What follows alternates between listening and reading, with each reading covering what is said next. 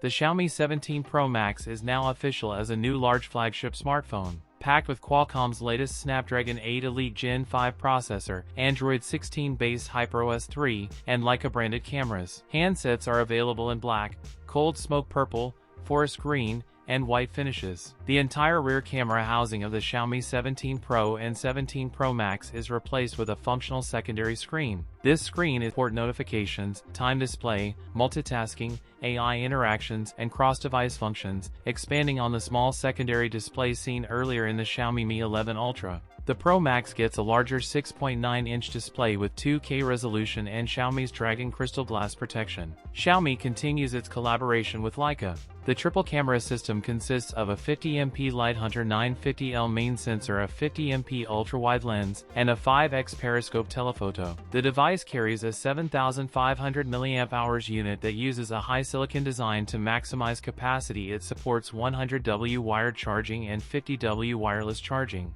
Xiaomi 17 Pro Max starts in China at 5,999 Chinese yuan. That's it for today's video. If you enjoyed it, don't forget to like, comment, and subscribe for more content. Thanks for watching, and I'll see you in the next one.